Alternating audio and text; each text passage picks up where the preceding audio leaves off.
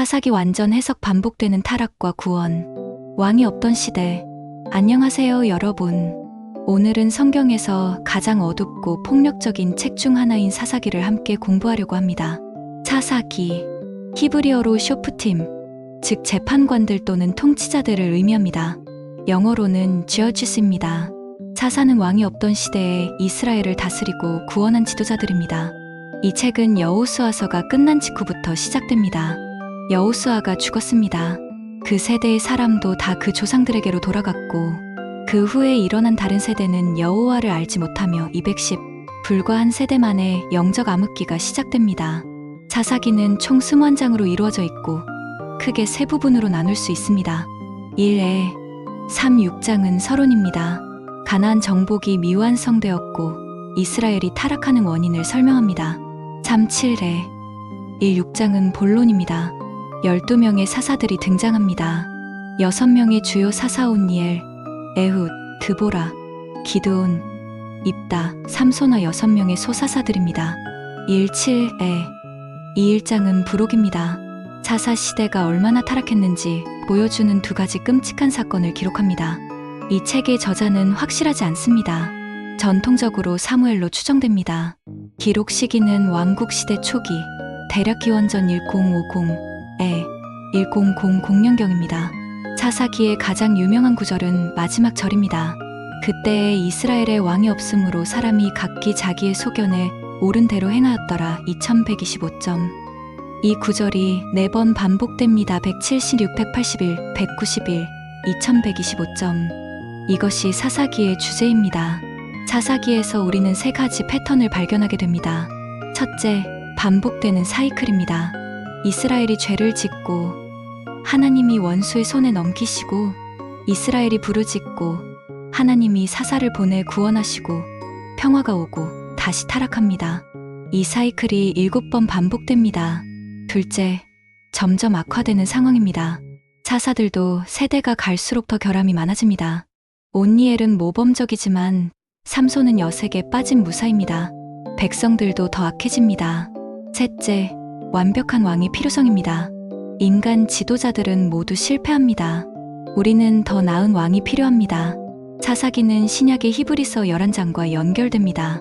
기드온, 바락, 삼손, 입다가 믿음의 영웅으로 언급됩니다. 그들의 결함에도 불구하고 하나님은 그들을 사용하셨습니다. 준비되셨나요? 그럼 영적 암흑기로 들어가 보겠습니다. 경고합니다. 사사기는 편안한 책이 아닙니다. 일부 미완성된 정복과 영적 타락일 3, 6장, 정복의 실패. 여호수아가 죽은 후에 이스라엘 자손이 여호와께 여쭈어 이르되, 우리 가운데 누가 먼저 올라가서 가나안 족속과 싸우리까? 여호수아가 죽었습니다. 이제 각 지파가 자기 몫의 땅을 완전히 점령해야 합니다.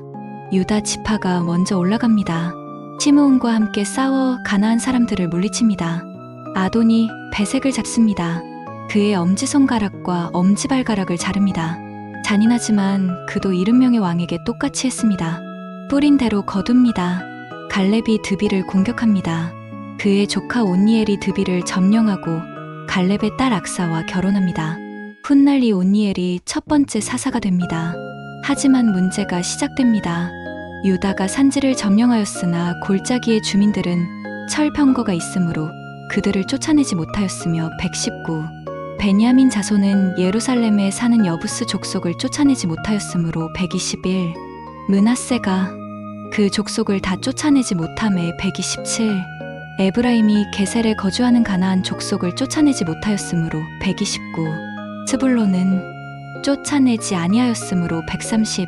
아셀이 쫓아내지 아니하였으므로 131. 납달리가 쫓아내지 아니하였으므로 133. 패턴이 보이십니까? 쫓아내지 못하였으므로가 반복됩니다. 하나님이 명령하신 일을 완수하지 못했습니다. 타협했습니다. 왜 그랬을까요? 여러 이유가 있습니다. 철병거가 두려웠습니다. 119점. 일이 힘들었습니다. 가나안 사람들을 노예로 부리면 경제적으로 유리했습니다. 128점. 단 지파는 더 심각합니다. 아모리 족속이 단 자손을 산지로 쫓아들이고 골짜기에 내려오기를 용납하지 아니하였으므로 134점. 단이 쫓겨났습니다. 천사의 경고. 여호와의 사자가 길갈에서부터 보김에 올라와서 이르되 여호와의 사자가 나타납니다. 이것은 보통 천사가 아닙니다. 구약에서 여호와의 사자는 종종 하나님 자신의 현현입니다. 그가 무엇을 말합니까? 내가 너희를 애굽에서 인도하여 내어 너희 조상들에게 맹세한 땅으로 이끌어왔으며 또 내가 이르기를 내가 너희에게 세운 언약을 영원히 어기지 아니하리니 너희는 이 땅의 주민과 언약을 맺지 말며 그들의 제단을 헐라하였거늘 너희가 내 목소리를 청종하지 아니하였으니 그 일을 행함은 어찌 됨이냐? 하나님은 약속을 지키셨습니다. 하지만 이스라엘은 명령을 어겼습니다. 그러므로 내가 또 말하기를 내가 그들을 너희 앞에서 쫓아내지 아니하리니 그들이 너희 옆구리에 가시가 될 것이며 그들의 신들이 너희에게 올무가 되리라 하였노라. 무서운 선언입니다. 하나님이 더 이상 원수를 쫓아내지 않으시겠다는 것입니다. 그들이 올무가 될 것입니다. 여호와의 사자가 이스라엘 모든 자손에게 이 말씀을 하매 백성이 크게 소리질러 울었더라.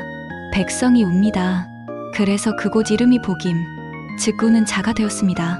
우리가 거기서 여호와께 제사를 드렸더라. 회개의 제사입니다. 하지만 진정한 회개일까요? 사사기를 읽으면 알게 됩니다. 악의 사이클 26부터는 사사기 전체의 틀을 제시합니다. 여호수아가 백성을 보낸 후에 이스라엘 자손이 각기 그들의 기업으로 가서 그 땅을 차지하였고 여호수아 시대로 돌아갑니다. 시간 순서가 아니라 주제별 배열입니다. 백성이 여호수아가 사는 날 동안과 여호수아 뒤에 생존한 장로들, 곧 여호와께서 이스라엘을 위하여 행하신 모든 큰 일을 본 자들이 사는 날 동안 여호와를 섬겼더라. 여호수아 시대는 좋았습니다. 그 세대는 하나님의 기적을 직접 봤습니다. 여호수아의 아들 눈이 110세에 죽음에 그 세대의 사람도 다 그 조상들에게로 돌아갔고 그 후에 일어난 다른 세대는 여호와를 알지 못하며 여호와께서 이스라엘을 위하여 행하신 일도 알지 못하였더라. 비극입니다. 불과 한 세대 만에 신앙이 사라졌습니다. 부모들이 자녀에게 제대로 가르치지 않았습니다. 이스라엘 자손이 여호와의 목전에 악을 행하여 바알들을 섬기며 바알, 가나안의 풍요와 다산의 신입니다. 성적으로 문란한 숭배 의식이 있었습니다. 자기들을 애굽 땅에서 인도하여 내신 그들의 조상들의 하나님 여호와를 버리고 다른 신들, 곧 그들의 주위에 있는 백성의 신들을 따라 그들에게 절하여 여호와를 진노하시게 하였으되 배교입니다. 하나님을 완전히 버렸습니다.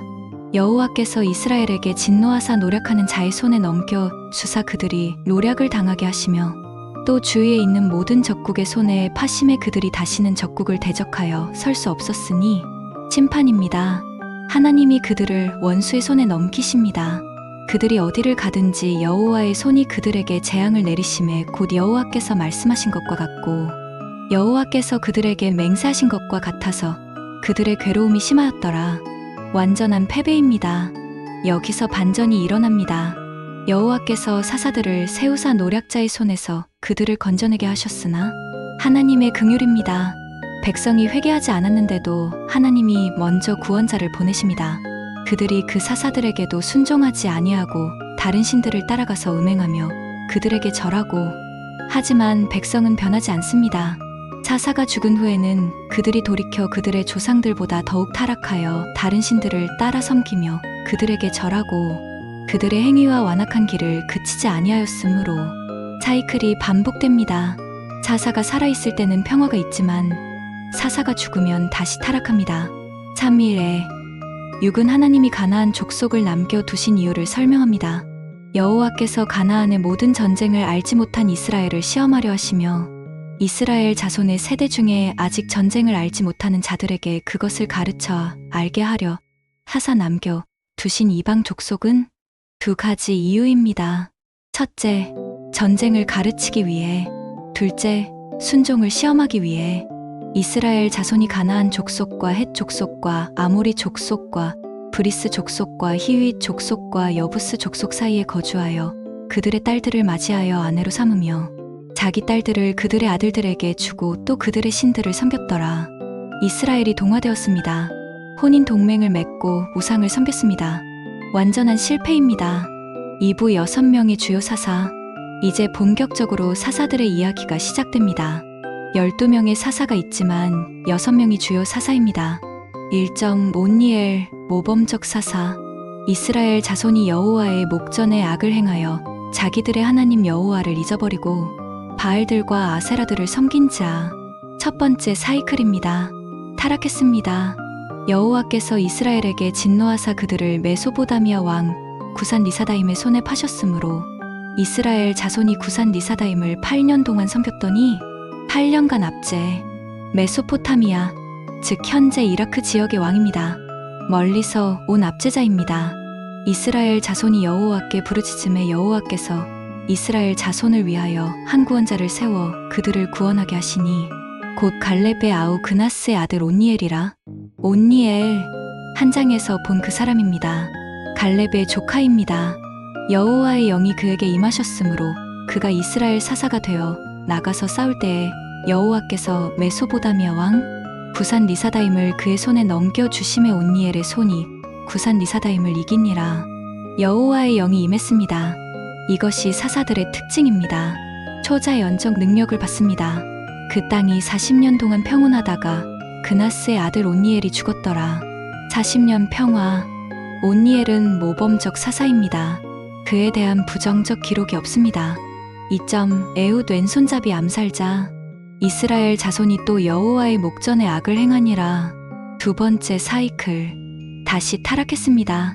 이스라엘 자손이 여호와의 목전에 악을 행함으로 여호와께서 모압 왕 에글론을 강성하게 하사 이스라엘을 대적하게 하심에 이번에는 모압입니다. 요단 동편의 나라입니다. 에글론이 이스라엘 자손을 18년 동안 섬기게 하였더니 18년 압제입니다. 이스라엘 자손이 여호와께 부르짖음에 여호와께서 그들을 위하여 한 구원자를 세우셨으니 그는 베냐민 사람게라의 아들 왼손잡이 에훗이라. 에훗 왼손잡이입니다. 베냐민 지파인데 아이러니합니다. 베냐민은 오른손의 아들이라는 뜻인데 그가 왼손잡이라니.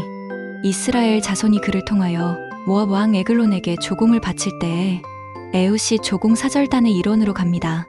에훗이 길이가 한 규빗 되는 좌우에 날선 칼을 만들어 자기의 오른쪽 허벅지 옷 속에 차고 왼손잡이니까 오른쪽에 칼을 찹니다.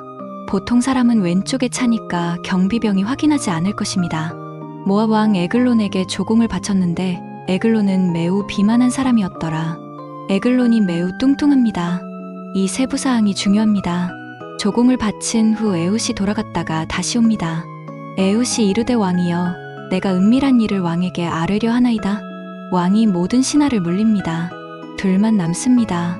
에훗이 그에게 가까이 나아가니 왕은 시원한 다락방에 홀로 앉아있는 중이라. 에훗이 이르되 내가 하나님의 명령을 받들어 왕에게 아를 것이 있나이다 하니 왕이 그 좌석에서 일어나거늘 왕이 일어섭니다.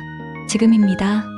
에훗이 왼손으로 그의 오른쪽 허벅지에서 칼을 빼어 왕의 배를 찌르매 칼자루도 나를 따라 들어가서 그 끝이 등 뒤까지 나갔고 그가 칼을 그 배에서 빼내지 아니하였으므로 기름이 칼날에 엉기었더라. 생생한 묘사입니다.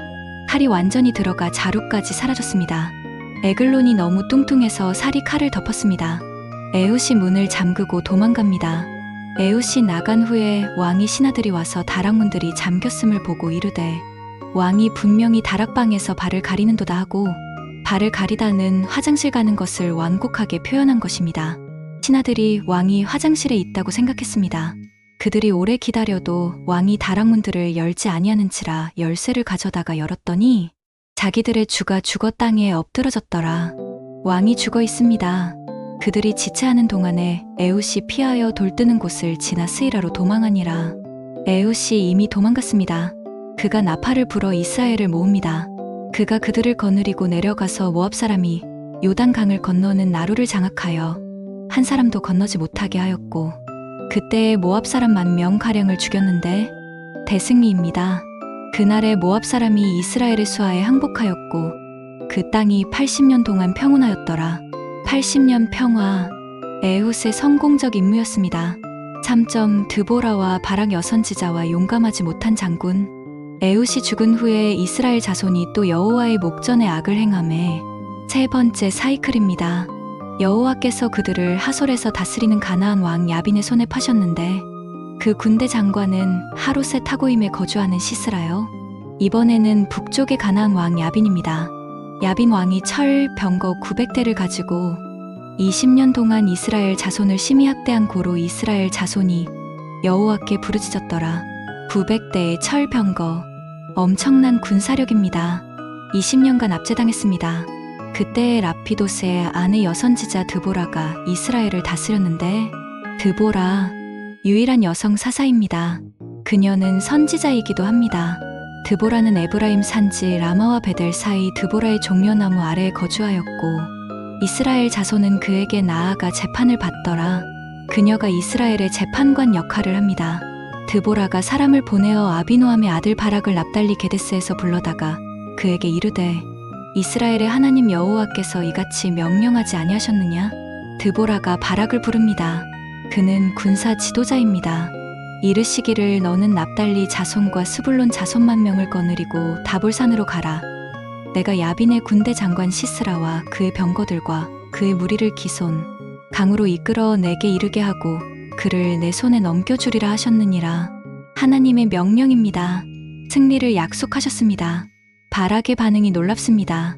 바락이 그에게 이르되 당신이 나와 함께 가면 내가 가려니와 당신이 나와 함께 가지 아니하면 나는 가지 아니하겠노라.